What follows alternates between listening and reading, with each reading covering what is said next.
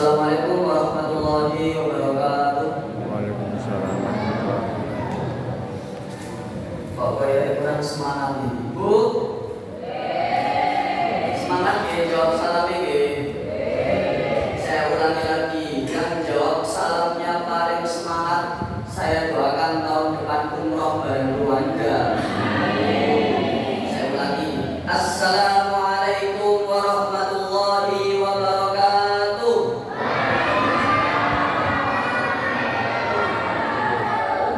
Insya Allah tahun depan umroh, amin. Kalau belum bisa tahun depannya lagi, ya. Alhamdulillah.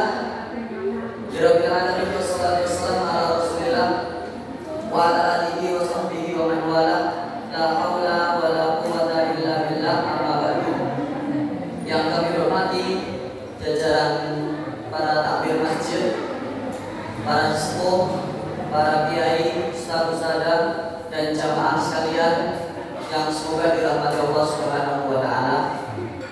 Alhamdulillah pada malam hari ini kita bisa melaksanakan kajian tahunan ya, Pak? Maulid Nabi. Untuk salah satu tujuannya adalah untuk mengenalkan kita kepada Nabi Muhammad SAW, untuk menambah cinta kita kepada beliau. Karena mustahil, Bapak Ibu sekalian, mustahil seseorang itu ngaku cinta sama Rasulullah tapi dia tidak kepo. Nopo kepo nih? Kepo niku bahasa kerennya anak sekarang itu yaitu pengen tahu, pengen ngerti. Kepo sama kehidupan Rasulullah. Jadi kepo itu gak urusannya tonggo, kepo itu gak urusannya wong liya, tapi kepo dengan urusan Rasulullah SAW, karena beliaulah yang akan kita jadikan contoh, yang kita jadikan suri tauladan. Pakai perkenalan dulu, sampun bi, sampun. Perkenalkan, nama saya Rifki Anugrah, asal saya dari Bilaga, Lamongan, Kecamatan Bilaga. Saya alumni dari Pondok Pesantren Al-Islam Tenggulun, Solo, Lamongan. Kemudian sekarang mengajar di Pondok Pesantren Bualanda, Mantuk, dan juga mengajar di SMP Muhammadiyah 22 Mantuk yang ada di Tugu itu. Usia 20 tahun, masih muda gitu. 21 ini bulan depan 21. Belum menikah juga. Saya belum menikah. Ayo sudah ada perawat-perawat. Mohon doanya saja. Mohon doanya saja. Kami di sini bukan berarti menggurui panjenengan sedaya, karena usia panjenengan ini sudah jauh di atas kami, ya sudah sepuh, ya sudah jauh di atas usia kami. Makanya kami bukan bermaksud untuk menggurui, tapi share ilmu, kita sharing, ya sama-sama belajar. Baik Bapak Ibu sekalian, semoga dirahmati Allah Subhanahu wa taala. Untuk malam hari ini, pertama yaitu saya ingin menjelaskan tentang Maulid Nabi. Apa itu Maulid Nabi? Yaitu kelahiran Nabi Muhammad SAW. Kapan Nabi Muhammad itu dilahirkan? Nah, ini masih banyak ikhtilafnya Bapak Ibu sekalian. Masih banyak perbedaan pendapat. Ada yang tanggal 8, ada yang tanggal 10, ada yang tanggal 12 Rabiul Awal. Akan tetapi tidak sedikit di antara kita yang tidak tahu kapan Rasulullah itu wafat. Kapan Pak? Rasulullah itu wafat tanggal berapa? Tanggal berapa? Kita hanya tahu mungkin lahirnya saja. Oh, lahirnya kalender 12 Rabiul Awal. Meninggalnya kapan Bapak Ibu? Ada yang tahu? Ternyata meninggalnya Rasulullah SAW ini sahih ya, juga berdekatan di tanggal 12 Rabiul Awal. Jadi pas tanggal 12 Rabiul Awal Rasulullah SAW meninggal dunia.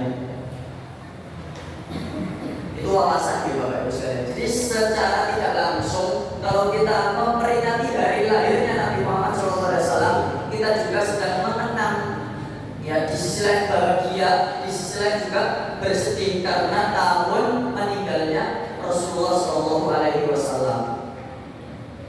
Rasulullah SAW beliau ketika diutus menjadi seorang nabi, usianya berapa tahun Pak? Usia Rasulullah ketika diutus menjadi seorang nabi berapa tahun Bu? Ada yang tahu Bu? Pintar Bu? Nek tahu berapa ngerti? Usia Rasulullah ketika diutus menjadi seorang nabi, umurnya pintar Bu? Usianya 40 tahun. Tiga-tiga deh. Usianya 40 tahun. Beliau diutus menjadi seorang nabi. Beliau berdakwah yang awalnya sembunyi-sembunyi. Di awalnya tuh beliau berdakwah sembunyi-sembunyi. Bahasa sekarang itu door-to-door, dari pintu ke pintu, rumah ke rumah, setiap rumah didatangi. Ada yang menerima, ada yang menolak, bahkan ada yang sampai menghina Rasulullah SAW. Beliau berdakwah di Mekah kurang lebih selama 13 tahun. 13 tahun Rasulullah berdakwah di Mekah secara sembunyi-sembunyi. Awalnya beliau sembunyi-sembunyi, tidak ada yang berani terang-terangan. Awal dari keluarga dekat beliau, sahabat terdekat beliau, perjuangan Rasulullah sangat-sangat luar biasa untuk mencerdaskan umat. Mungkin kita sekarang ngomongnya gampang, ngomongnya sangat-sangat mudah, yang menunjukkan kita dari zaman kegelapan menuju zaman yang terang benderang. Tapi perjuangan Rasulullah itu sungguh sangat-sangat tidak mudah. Bahkan Rasulullah itu sampai diusir dari kampungnya sendiri. Bayangkan Bapak Ibu, sampai diusir, bahkan dikejar-kejar jadi buronan mau dibunuh. Akhirnya Rasulullah SAW pun beliau hijrah ke Madinah. Beliau hidup di sana kurang lebih selama 10 tahun beliau berdakwah. Rasulullah SAW wafat di usia yang ke berapa Bapak Ibu? 63 tahun. Rasulullah wafat di usia yang ke-63 tahun. Ketika itu, ketika Rasulullah SAW wafat, para sahabat sangat-sangat bersedih karena kehilangan manusia yang sangat-sangat dia cintai, manusia yang menjadi sosok motivasi bagi umat manusia pada saat itu. Para sahabat ketika ada persoalan bertanya kepada Rasulullah. Para sahabat ketika ada sesuatu hal yang ingin ditanyakan langsung mengadu kepada Rasulullah SAW. Bahkan Bapak Ibu sekalian, ini yang mungkin perlu kita dalami lagi. Ternyata Rasulullah SAW itu sangat-sangat mencintai umatnya. Siapa umatnya? Yaitu kita Bapak Ibu sekalian, kita. Jadi ada sebuah kisah. Suatu ketika Rasulullah SAW itu berkumpul dengan para sahabatnya. Kemudian Rasulullah mengatakan, wahai sahabatku, ana mushtaqun bi ikhwani. Aku sangat-sangat rindu dengan saudara-saudaraku. Aku sangat rindu dengan saudara-saudaraku ya wahai sahabatku. Kemudian para sahabat bertanya, ya Rasulullah, anastaikhwana, bukankah kami ini saudara-saudaraku ya Rasulullah? Apa kata Rasulullah? La bal antum ashabi, kalian itu sahabat-sahabatku. Lantas siapa yang Rasulullah SAW ini jadikan saudara? Kata beliau, humul ladina lam yarawni walakinnahum yu'minuna bi. Mereka yang tidak pernah berjumpa denganku, mereka yang tidak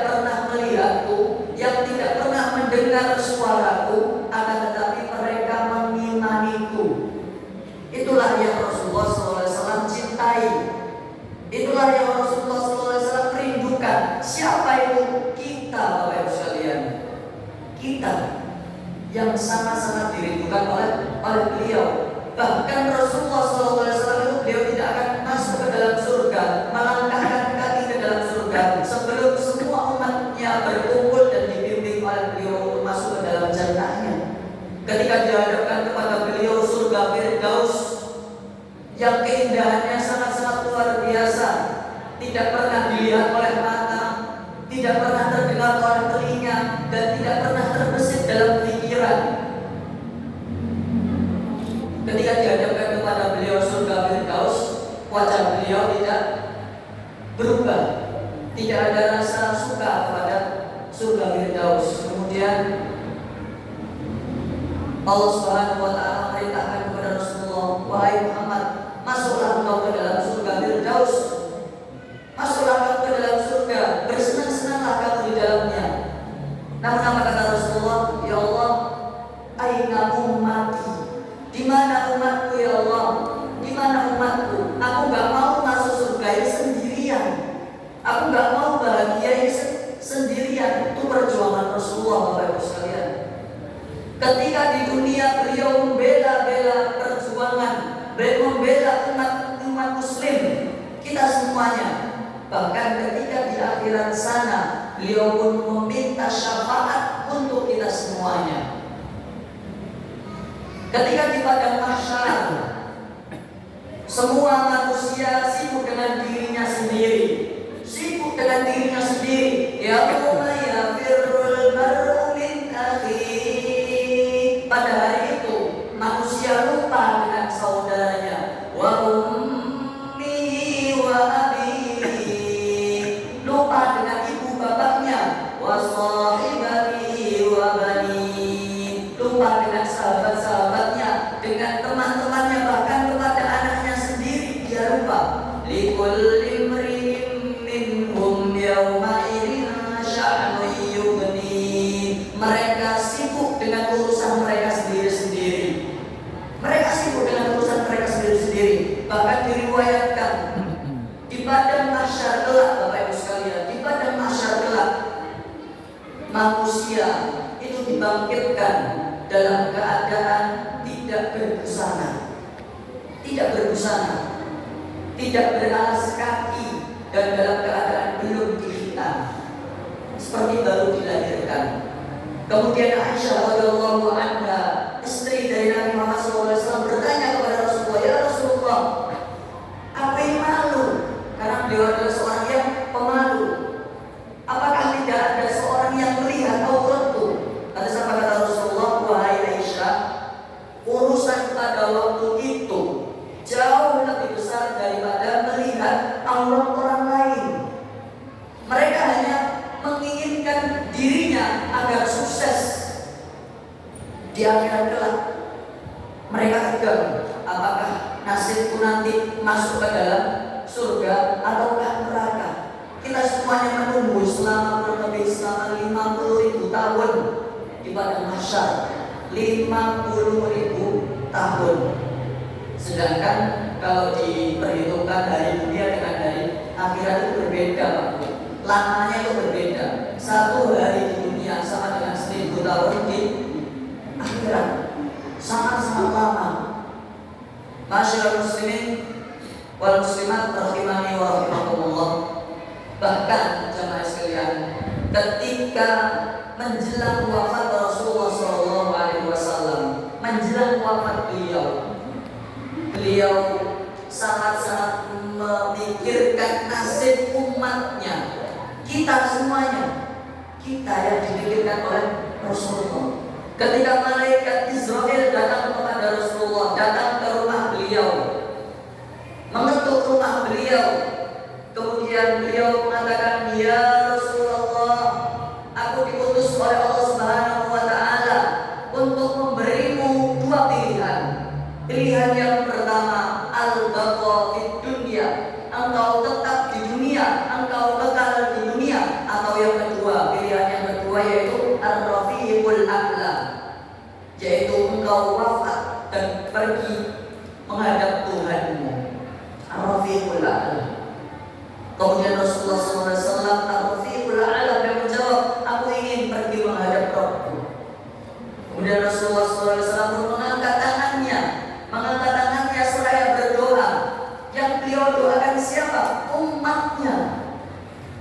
kita Bapak Ibu sekalian yang didoakan oleh Rasulullah SAW.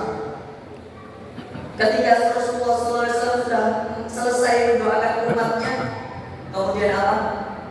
Rasulullah pun mengatakan kepada malaikat Israel, wahai Israel, sudahlah cabutlah nyawaku kalau memang sudah waktunya.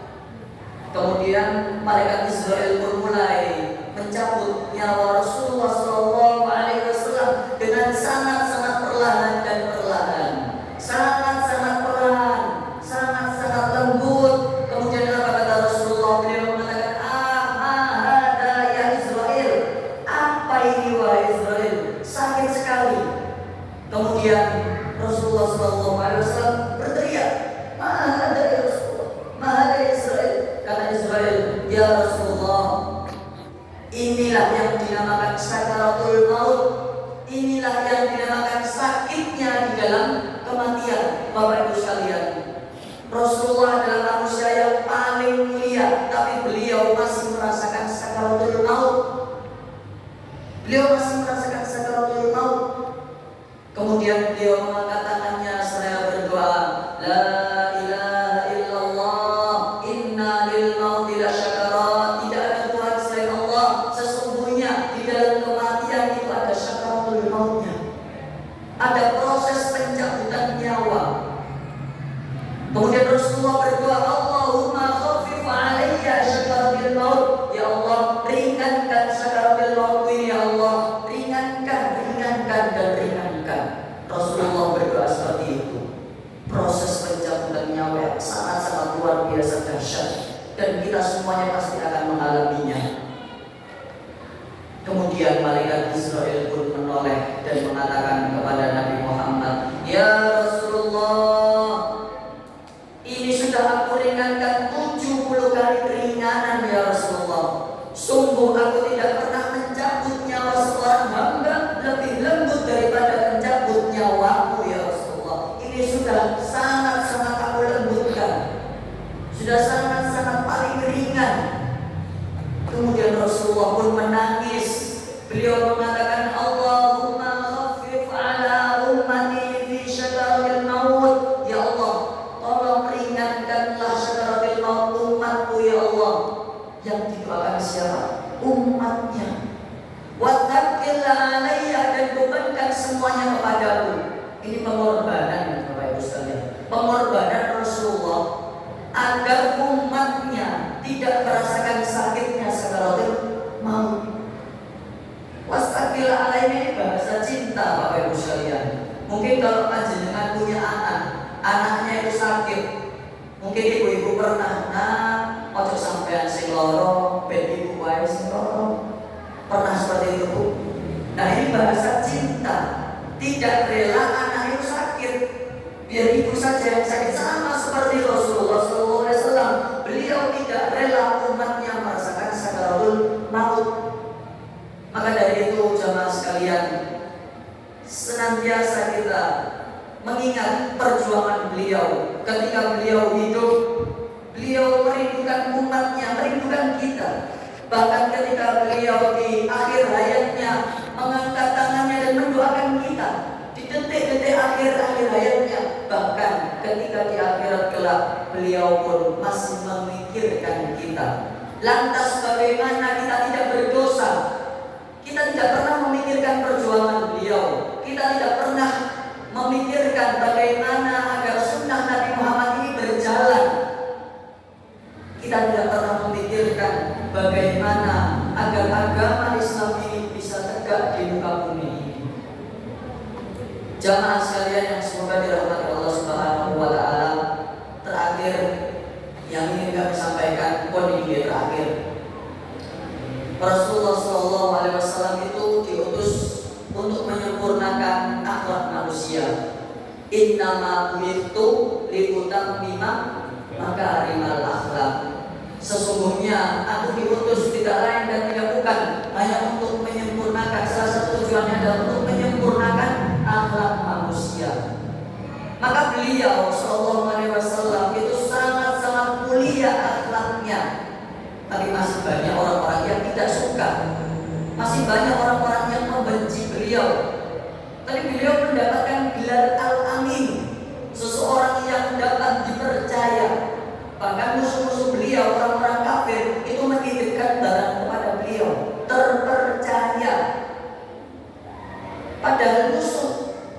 menitipkan barang kepada Nabi Muhammad. Terpercaya beliau ketika menjadi pemimpin, beliau terpercaya, tidak seperti anggota dewan sekarang. Waduh, apa itu?